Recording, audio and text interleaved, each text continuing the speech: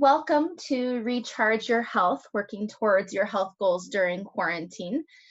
We are going to have an interactive session today, and we have a smaller group, so feel free to unmute yourself for comments. Please leave yourself muted when you aren't speaking, just to eliminate background noise. We are recording this, so if there's anything you don't want to share that would be recorded and posted on our website, please keep that in mind. There is a chat feature on Zoom, so if you want to make comments on the chat feature, I'll keep an eye on that area too, and that's another way you can participate. So thank you all for being here. I hope you're doing well this Friday morning. Couple announcements, some upcoming webinars that we have. Managing Stress and Anxiety During a Pandemic. Dr. Haglund, who's a psychologist at Jefferson Center for Mental Health. She works at Westminster Medical Clinic as one of our partners, and she will be facilitating this workshop next week. So tune in for that. We're excited to have her, and it's certainly a relevant topic for many at this time. The following week, we'll have another direct primary care info session. So for those who are looking for a different insurance or different payment option, direct primary care is basically all-inclusive. You get all of your services and things covered at Westminster Medical Clinic for a monthly fee versus going through insurance. So if your employer is not paying part of your insurance, or you recently lost a job, this might be a really great option for you to be able to continue to get your primary care. It's very upfront, and you know all the costs and everything, so we try to be as transparent as possible, and we're just cutting insurance out of that. The following week, we have Advanced Care Planning, Making Life Choices. This session's going to be with Katie Ballard, who's one of our care coordinators at the clinic. She's going to be talking about the different forms and different ways to make sure that your wishes and your beliefs are considered if you were to get sick or injured and your family had to make decisions for you. This session will help set you up to make sure you're communicating all of those things before that time comes. The following week, we actually don't have anything planned yet, so we'll go ahead and keep the schedule updated. You can find this posted on our website under the Forms and Resources section. There's a Health Education tab where you can pull up what our schedule is. If you'd like to listen to this webinar afterwards or access the other webinars, we do post the recordings about a week after the webinar, so feel free to check those out or share them with friends and family. We're happy to extend the learning and outreach. After this session, I will be sending you a survey. I would love your feedback and comments about what you thought of today's webinar. If you have anything that you would like to see in future webinars, things that worked for you, we really want your feedback, because this is new territory for Westminster Medical Clinic, and we want to make sure we're meeting your education needs. Lastly, just a reminder, and for those of you who've been on these calls before, you probably have heard this one many times, but we are here for you. The clinic is open and has been open since the whole COVID thing even happened. We're available for in-person visits as well as televisits by phone or video. So for ones that don't need to come in and don't need that examination by their provider, we can do televisits with you. You can call to schedule, or actually there's a chat feature on our website where you can just chat with our friendly staff and they will help get you taken care of. We are accepting new patients, so if you have friends or family who need to get set up with a primary care clinic, we would love to be that for them, so feel free to spread the word. A reminder about our hours, we are 8 to 5 right now, and the lab's open 8 to 4. So I believe I saw the chat here. Let me go ahead and check that. Yes, as far as the webinars, they are Fridays at 10. Now, our Patient Advisory Council had a comment that maybe that's not the best time for folks. So when you fill out your survey, if there's another time of day that could be consistent week to week that you think would be better to get a bigger audience and more participation, we're really open to changing the time. We've talked about doing an evening webinar series instead. So it is possible. Right now they're all Fridays at 10 a.m. but if there's another time that seems to be popular, we can adapt and change that, because ultimately we want folks to be able to come. So great question. So today we're going to do some goal setting and really work on our health and kind of give yourself that opportunity to hit that reset. We've all had a change in routine, I imagine, and unless you were already working remotely, or and so things are different. So it's time to sometimes revisit health goals and adapt them, which is what this session's all about. But I do want to hear from you. What brings you here today, and what are you hoping to get out of our session? Because we have this small group, and for those of you who worked with me before, you know that I really want to make this personalized and individualized for what your needs are. Feel free on the chat feature. Right now, that's probably the easiest way. Post any comments you have about this question. Why are you here? What are you hoping to walk away with in the next 30 minutes or so? And I'll just give this a minute or two on chat to see what pops up. Have any thoughts on this? I see one comment. I'm hoping to make some goals that I can follow through with. That is important. Having goals that you're not following through with, what's the point, right? So let's find some goals that stick. Make something sustainable. Thanks for sharing that, Shauna. Anybody else have anything that they would like to work on today? How do I maintain a proper balance between physical and mental health? That's a great point. And I think being aware that there's different types of health goals you can set, and certainly physical health can help mental health, and mental health can help physical health. So they go both ways. And so we'll work on some goal setting there. I see a comment, maintaining a healthy lifestyle. And then I was interested in what types of things will be discussed and how my hopes and goals could be met, work and home balance. Wonderful. Okay. We have a task for us in the next 30 minutes. Thank you all for sharing. We're going to go ahead and get started to find that balance and find that and find those goals that make sense and work for you right now. So ways to think of wellness. There's different types of wellness, and there was one of the comments on the chat was physical and mental. So that's two buckets, but there's social wellness, there's environmental, there's financial, intellectual, occupational. I like to think of it as buckets or a wheel, which you'll see in the bottom right. So when thinking about this reset button, it's kind of looking at this bigger picture. Which buckets are more full? Which part of the wheel is filled in, right? And which ones are less full? And that can help you target maybe where to work on, or even more importantly, how to translate some of the success you've had filling another bucket and how you might carry that over to fill something else. So next, we're going to kind of do an activity with this in mind. So remember this visual, and we'll come back to it. Go ahead and draw 8 buckets on your page and label them, and as you see in the picture, or draw a wheel and divide it into sections. So you can do the wheel or bucket, whichever. So make sure you have a pen and paper handy. I'll give you a second to do that, and go ahead and label it as you saw in that picture, and we'll go back to that slide. Oops.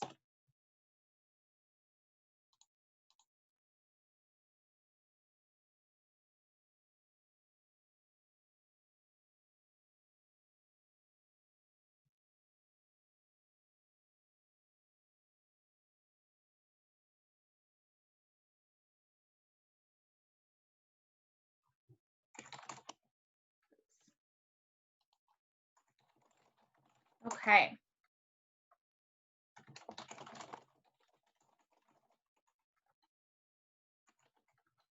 Okay.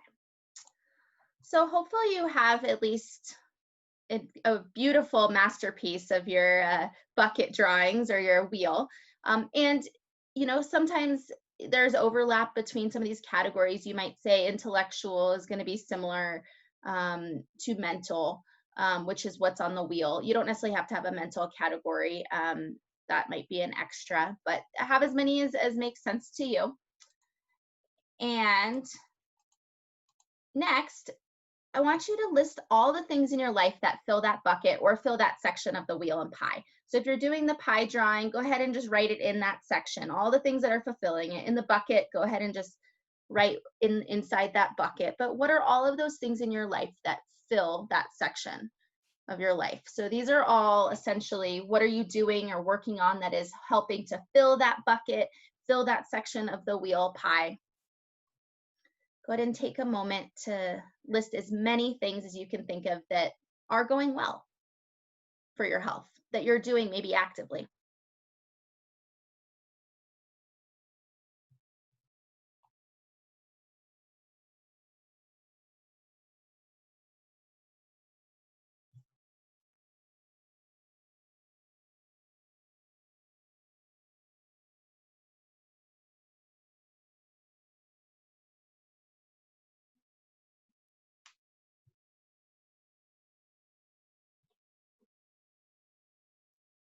I'm going to let you spend a little bit of time on this because I think it's very helpful to start with what's going well and what you are doing for your health. It's easy to point to all the things you aren't doing. So this is really starting with what buckets are full and what is going well, and starting with the successes and positive aspects of your life and health.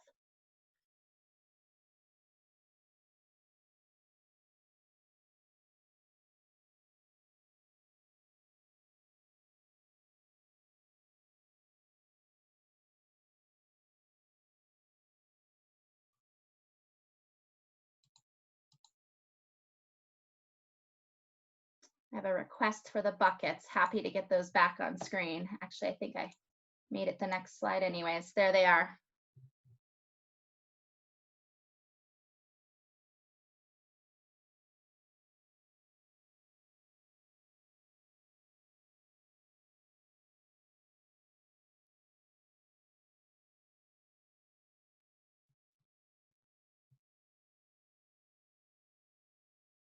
Go ahead and take maybe another 30 seconds or so to really dig deep and brainstorm.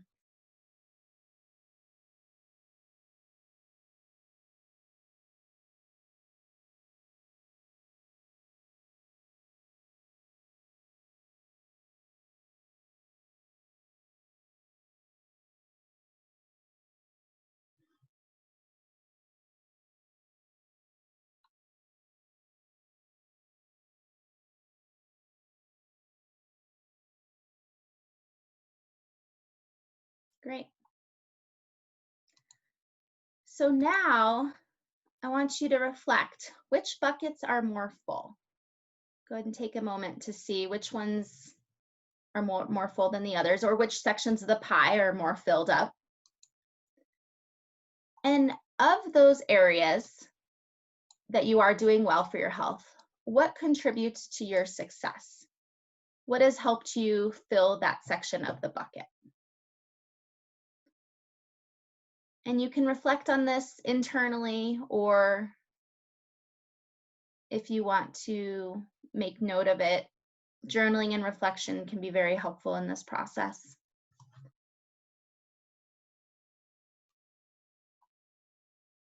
And feel free, we can open this up for comments if anyone would like to share what contributes to their success. I think we can really learn from each other here. So would anyone be willing to verbally or on chat chime in with their thoughts to this question? Stacey, it's Dave Roberts. Could I chime in? Yes, go ahead. We'd love to hear you. A couple of three things here that have helped me to balance mental and physical is when I think about financial things and I think about intellectual things, this opportunity with this change in the world has made it possible for me to completely rethink the way that my wife and I, since we've retired, how we structure our finances, to look much more deeply into things than I really ever took the time or opportunity to look in before. And that's given me some peace of mind to be able to, thoroughly understand financially where we are, and then emotionally I can rest well with it. And then on the intellectual side, again, it's a balance of time to do it. Now that we're in this predicament, I've been able to reach out and read and look into things that in the past have kind of tweaked my interest, but I just never took the time to do it. So just a couple of thoughts on how financial, intellectual, and emotionally I've begun to try to fill those buckets where in the past I probably didn't do as good a job of that as I should. What do you think's helped you focus on that right now more than ever? The time. I ran out of excuses of saying I don't have time. And so, once I accepted that I didn't have an excuse anymore, then I could focus and try to find a better balance in some of these kind of key areas in life. Wonderful. Thank you so much for sharing. We can take maybe one more comment. Anybody else would like to share? I would. This is Becky Lynch. Hi. Hi, Becky. I find it interesting that during this time I usually have a really full spiritual bucket and enjoy that part of my life. And also environmentally, I love doing things like I'm a beekeeper and am a master gardener and things like that. So I enjoy it. I've found that the spiritual part of my life has really been lacking, which is surprising for me because of the closure of churches where I would go to practice any faith journey or meet with my friends or sing in the choir or that kind of thing. And I'm not doing that now. And I felt a real lack of that and the need for it. And so it's really challenged me to say, well, why aren't you reading a good book and discussing it with someone else spiritually about your spiritual life? Why aren't you singing, even if it's just around the house more? Why aren't you listening to more important music, maybe encouraging deepening my prayer life? So Thank you for sharing that, Becky. I really appreciate it. I see that you've been reflecting on this for a while. What I want you all to kind of think, though, if you are going down this route of what's not going well, this question is very specific to starting with what is going well. So a lot has changed, and you might be acknowledging these barriers or challenges and gaps, but I want you to really look at it. The question is, which buckets are full? Which ones are going well right now? Maybe some were full before and they're not right now, but really this part of the process is starting with what is working right now. So go ahead and take a moment and just make sure you at least highlight or circle or star which buckets are going well. And maybe they're not totally full, but which ones are more full than others. And that question of what are you doing well that contributes to your success is, I think, Dave had a great comment of, well, time's not the issue anymore, so I am taking advantage of the time I have. And that has motivated me to work on these things that I've been pushing off because of this excuse before. So I think it's acknowledging what are those things that are helping those buckets that are full. So starting with the positive, okay? Then after that, we'll talk about maybe those areas that need to get more full. But I think really focusing and spending a moment here to acknowledge the successes.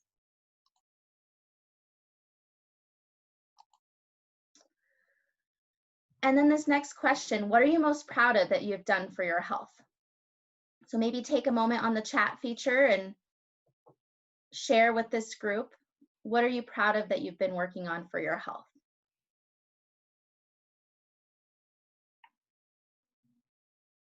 So for example, I've used this time at lunch because I have a different schedule. So at lunch I can go outside and eat lunch or go outside and do yoga for 10 minutes and taking really advantage of this new schedule to be able to do that. So that's something that I'm proud of. So take a moment and think of what you're proud of and feel free to share on the chat feature.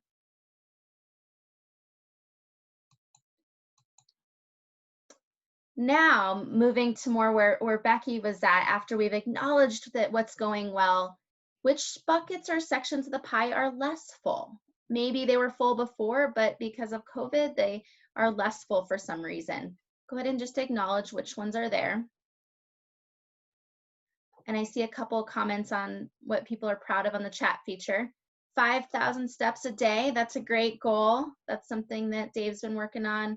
Eating better meals and not eating out as much. Yes, that is a great consequence of COVID, right? We're eating more at home. Exercising every day, journaling, creating a primary source to share later. Okay. I've learning about Zoom and Google Meet and how to connect with friends in this situation, drinking more water. You all are working on some great things. I think it's good to celebrate that. Thank you all for sharing. Exercising more. They're coming in. So which buckets or sections of the pie are less full? Okay, we've acknowledged what's going well, what we're proud of. Now, which sections are less full? Which buckets maybe could use some focus? What would you like to fill those sections with? So on your paper, feel free to jot some notes thinking about those different sections of the pie or those buckets.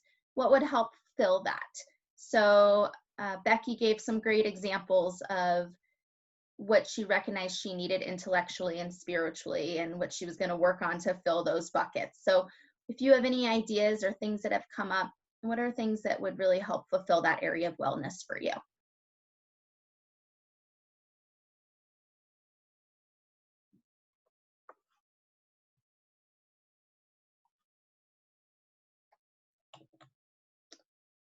And as you come up with these, acknowledge the barriers or challenges that come up that make it difficult to get that bucket full. So sometimes we go straight to those barriers and challenges. So this is really that third step. What's going well? What are you proud of? What's working? What's helping you be successful? Then that second part is what's not going as well, but what could help it go better? And then what are those barriers or challenges that get in the way? I think it really helps to start with the successes and work a little bit backwards. So what are those barriers? What are those challenges? And really focus on, in answering this question, what's unique to right now, because what might have been your challenges and barriers prior to COVID are different now. And I think it's important to understand the reality we're in. And maybe in a year, hopefully, the old challenges might come back, and then we can have another session and revisit it then. But we'll talk about goal setting in a moment.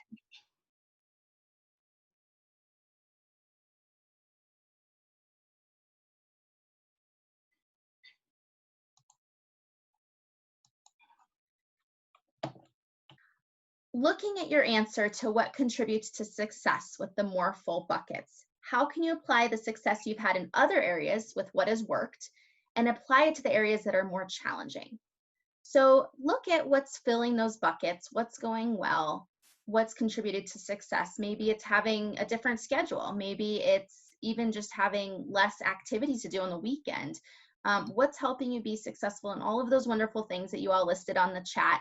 And how can you apply that to help fill and address those barriers of those buckets that are less full? Go ahead and take a moment to reflect on that. Write down any notes. Feel free to chime in on the chat feature.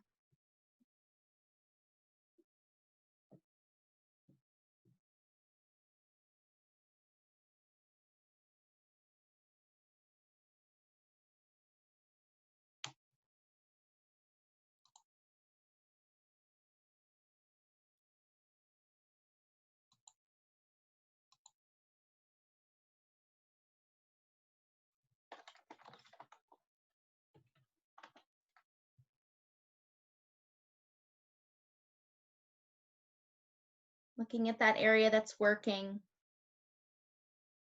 why it's working, what's helping it to work, how do you help those other areas that need to get filled?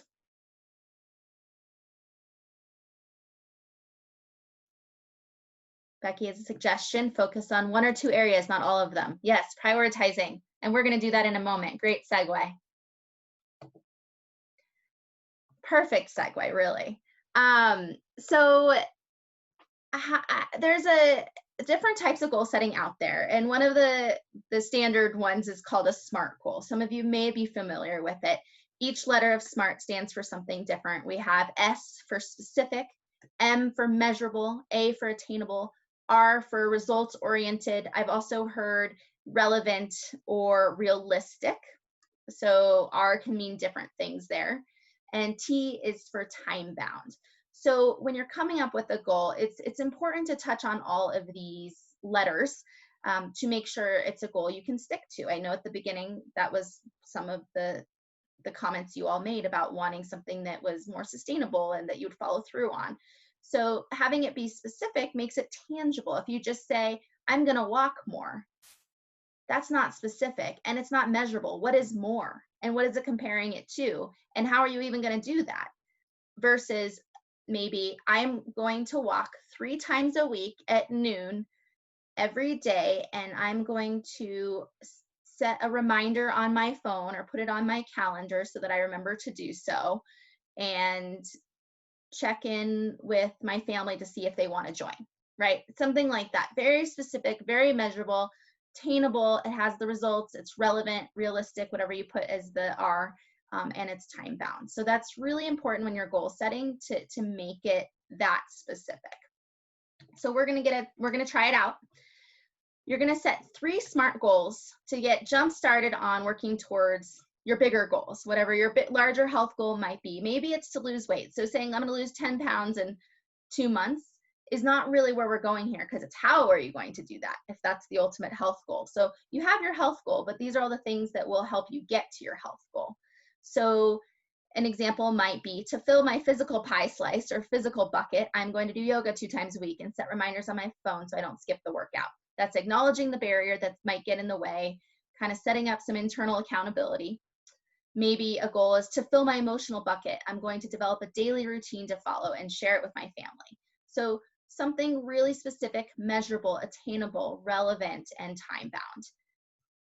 Go ahead and take a moment to look at those buckets that are full and look at the ones that are less full, and find a goal that translates the success that you've had with the fuller buckets to a goal that you can work on to get one of your other buckets full, or maybe a couple buckets, but only set 2 or 3 really specific goals there.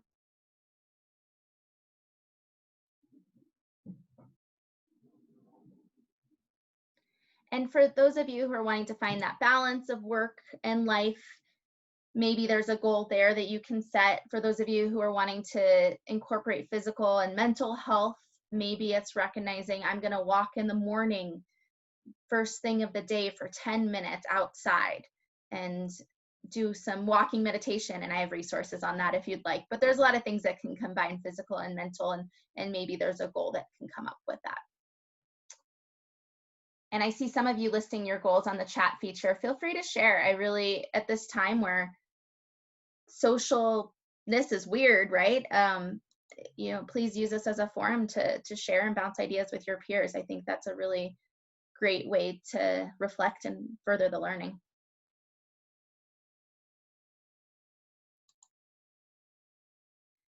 So as you're setting goals, there's some reminders.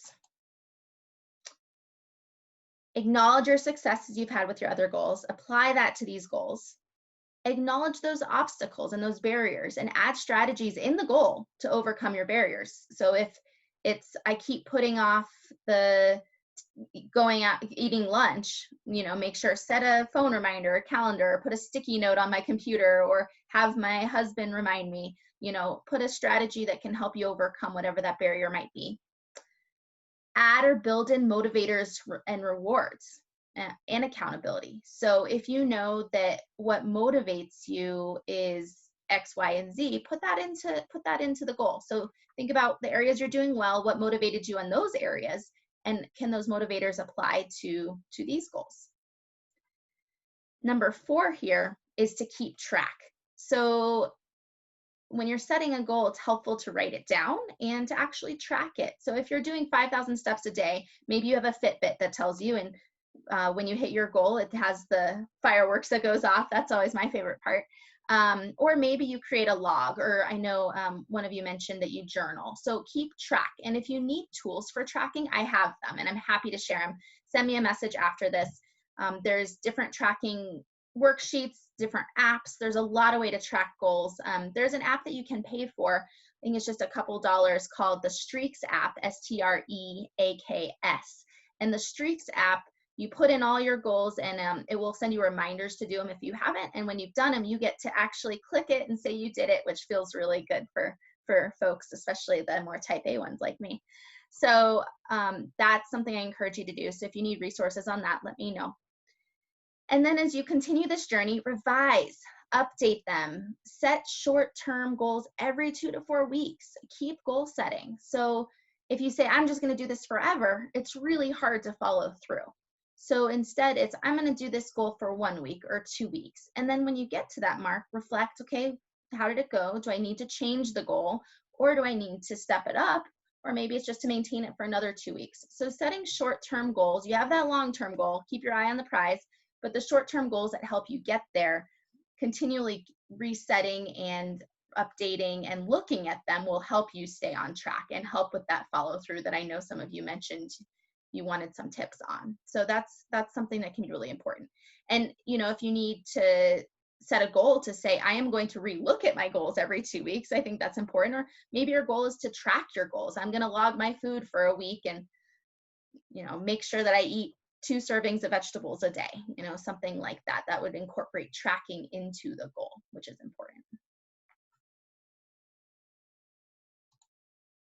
So if you need more support, I am here for you. I am one of the health coaches at our clinic. We have 2. There's 2 different options, and I know I've worked with some of you before.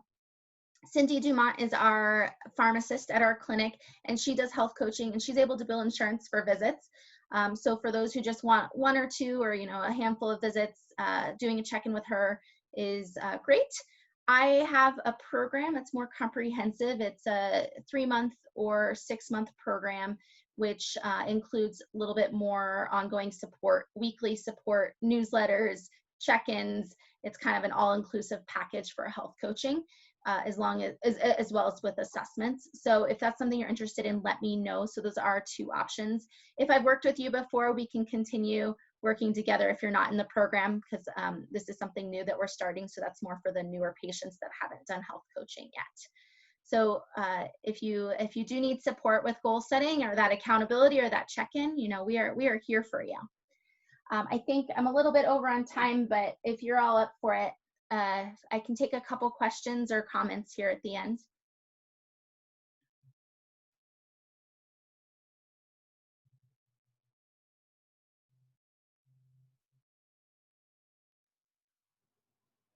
Stacey, I just want to say it's very, very helpful.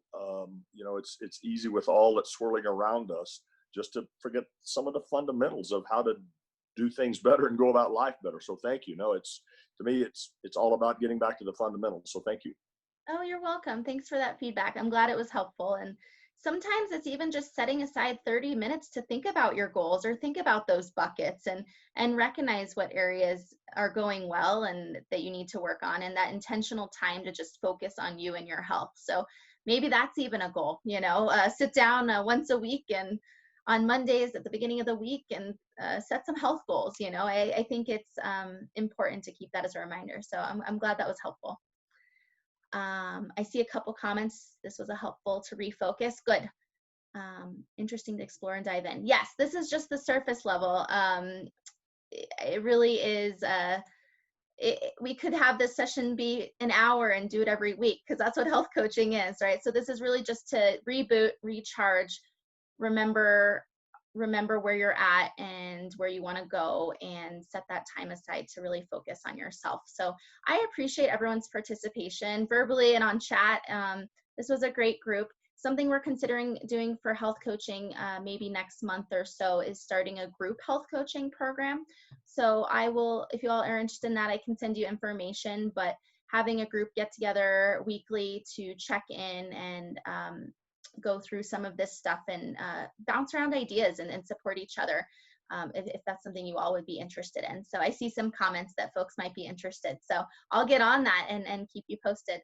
If you want to watch this again or spend some more time working on your goals, I will have this webinar posted sometime next week. And a reminder to fill out that survey if you have any other feedback you'd like to share. And that's my contact information. I'm not in the office right now, so the best way to reach me is by email. If you have any questions, happy to support you on this journey, or send me an email if you want some resources on tracking. Thank you all so much. I hope you enjoy your weekend and have a chance to get outside and enjoy the weather or the rain or the sun, whatever we have. And we'll see you hopefully next Friday on our webinar at 10. Thank you.